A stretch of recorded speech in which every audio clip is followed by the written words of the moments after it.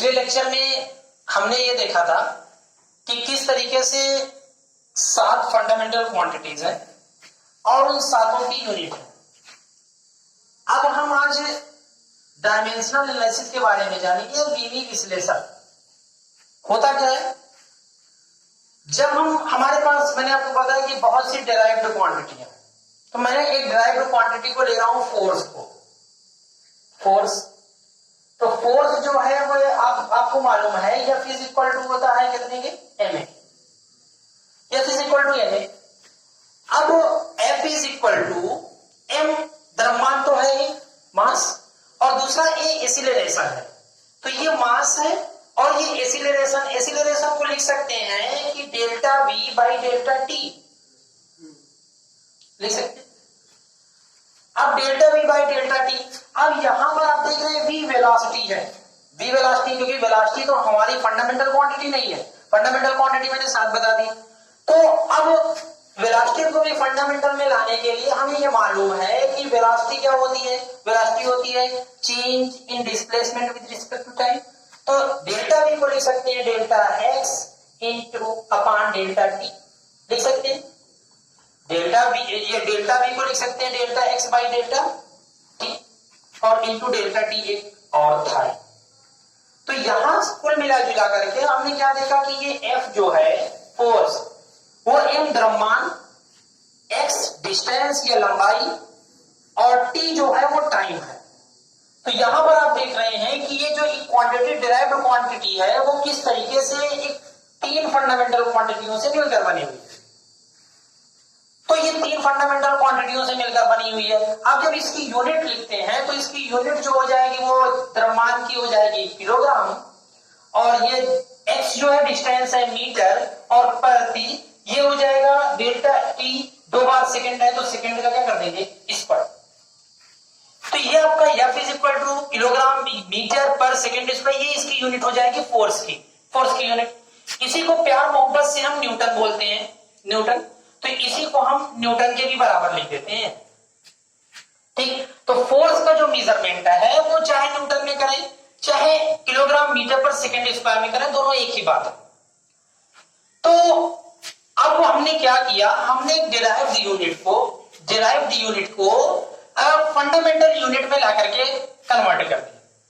तो derived unit को fundamental unit में ला करके कन्वर्ट किया, तो ये जो कन्वर्ट करके इसमें लिखना ही डायमेंशनल एनालिसिस कहलाता है। अब डायमेंशनल एनालिसिस के लिए कुछ बातें तोड़ करके रखी गई है, कुछ चीजें रिप्रेजेंट करने के लिए बता दी गई है। जैसे हम जब मैंने बताया कि डायमेंशनल एनालिसिस क्या है, आपको डिराइव्ड यूनिट से फंडामेंटल यूनिट में उसको रिप्रेजेंट करना है, यही आपका डायमेंशनल एनालिसिस है। तो अब हम जब रिप्रेजेंट करेंगे तो रिप्रेजेंट करने के लिए हमने कुछ तरीका बनाया है।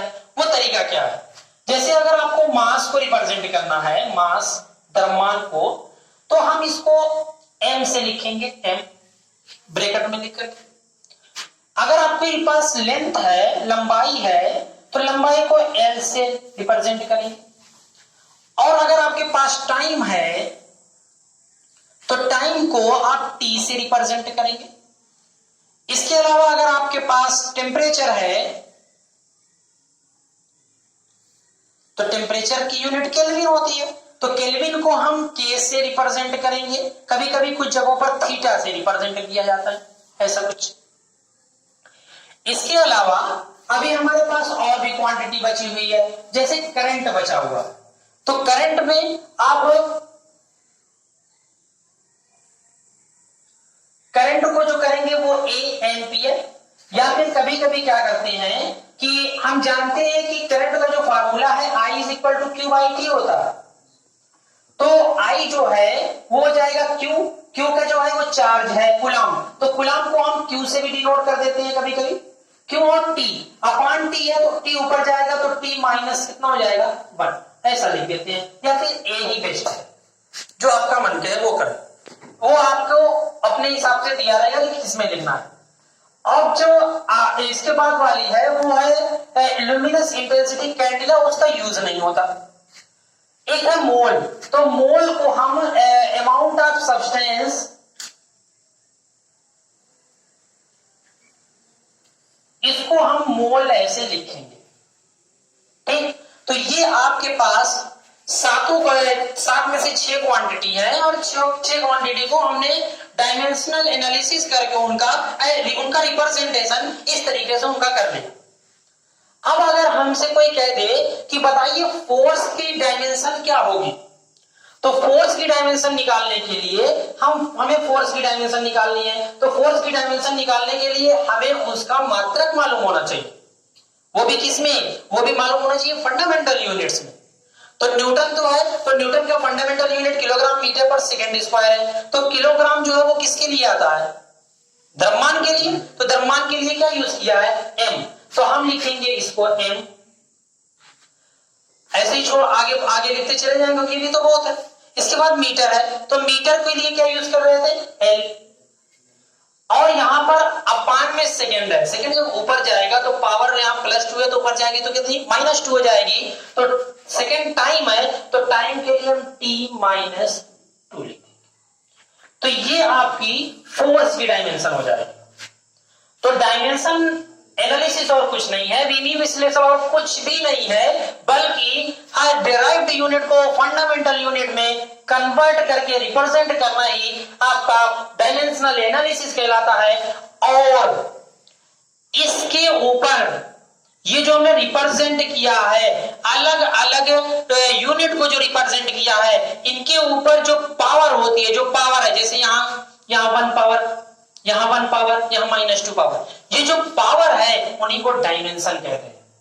डायमेंशन मतलब बीमा, कौन सी यूनिट कितनी बार है, ये चीज ये डायमेंशन बता सकती है, ठीक। तो डायमेंशनल एनालिसिस में हम डिराइव्ड यूनिट को फंडामेंटल यूनिट में कन्वर्ट करेंगे और यहां से हम बहुत सी चीजें जान पाएंगे। जैसे हम कोई भी फार्मूला हमें दे देगा, पूछेगा कि सही है कि गलत, तो उसको भी हम आसानी से बता सकते हैं। तो अब हम लोग आगे बढ़ते हैं। Constant trigonometric term like sin theta, cos theta, tan theta and their argument. Argument जो होता है इसके साथ जो एंगल होता है, sin के साथ थीटा एंगल, इसका ये जो आर्गुमेंट है ये। तो and exponential terms are dimensionless. Exponential जो e to the power ax minus ax e to the power minus bx ऐसा टाइप का, तो ये सब क्वांटिटी जो होती है वो डायमेंशनलेस होती है। कांस्टेंट कोई भी कांस्टेंट टर्म है, जैसे आपकी पाई हो गया, 5 हो गया, 6 हो गया, 22/7 हो गया, कोई भी टर्म जो कांस्टेंट है, तो कांस्टेंट टर्म जो होगा वो डायमेंशनलेस होगा। ट्रिग्नोमेट्रिक टर्म जो होगा sin theta, cos theta, tan theta का जो टर्म होगा वो भी डायमेंशनलेस होगा। और उसके जो आर्गुमेंट होंगे, इसके साथ जुड़े हुए जो भी चीजें लिखी रहेंगी वो डायमेंशनलेस होंगी। और एक्सपोनेंशियल टर्म जो e टू द पावर की टर्म जो होती है, ये भी डायमेंशनलेस क्वांटिटी है।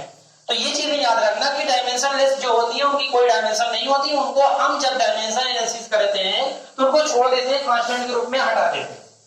तो ये सबसे इंपॉर्टेंट चीज है कि आप इन चीजों को याद रखेंगे, कभी भी डायमेंशन में इनकी डायमेंशन कुछ नहीं सोचेंगे, ठीक। तो अब हम लोग, हमारे पास एक क्वेश्चन है कि find the dimension of g from f is equal to g m1 m2 upon r square.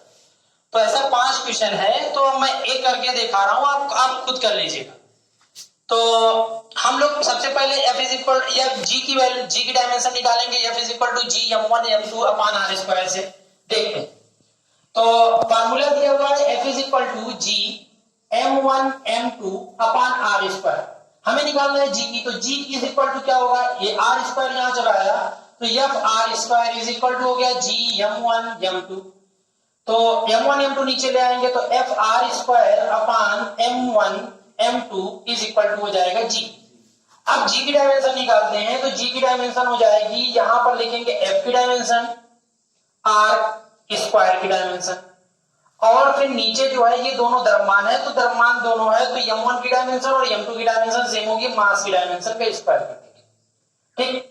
Force की डायमेंशन हम जानते हैं कि फोर्स की डायमेंशन होती है mlt-2, ये सब याद करना पड़ेगा, फोर्स की है, वर्क की है, तो कुछ चीजें याद करनी पड़ेगी आपको। तो आर स्क्वायर, आर जो है ये लेंथ है, एल स्क्वायर कर देते हैं, और अपान ये एम है, मास का स्क्वायर हो जाएगा। आप देखिए ये जैसे ऊपर जाएगा, जब मास ऊपर लेकर गए तो ये मास की पावर -2 हो जाएगी, और यहाँ 1 पावर है, तो +1 और -2 जो हो जाएगी वो -1 हो जाएगी, तो m की पावर -1 हो गई। l यहाँ 1 है, यहाँ 2 है, तो एक पावर यहाँ और 2 पावर यहाँ गुणनखंड से जुड़ती है, तो l 3 हो जाएगा, और t की पावर कितनी है, -2, तो ये आपकी g की डायमेंशन हो जाएगी। इसी तरीके से आपको निकालना है ईटा की डायमेंशन। ईटा की डायमेंशन निकालेंगे, f = 6 पाई ईटा आर भी यहां से निकालेंगे। आपको दिया है r जो है वो रेडियस है, v वेलोसिटी है। आपको मालूम है 6 पाई ये कांस्टेंट है, इसकी कोई भी डायमेंशन नहीं होगी। h प्लांक कांस्टेंट है, h को निकालना है E h न्यू से। आप यहाँ E एनर्जी है और न्यू फ्रीक्वेंसी आवृत्ति है। k की निकालना है बोल्ट्जमैन कांस्टेंट, k की निकालना है, डायरेक्ट निकल जाएगी E/t से। और इसके बाद coefficient of thermal conductivity capital K की डायमेंशन निकालना है, Q = K डेल्टा T/L से। ये आप निकाल सकते हैं, जहां पर A जो है वो एरिया है और डेल्टा T या T जो है वो टेम्परेचर है, जबकि L जो है वो लेंथ दी गई। तो ये आप निकालेंगे। अगर आपको नहीं आएगी तो मैं अगले के लेक्चर में इसको भी डिफाइन करूंगा। Thank you.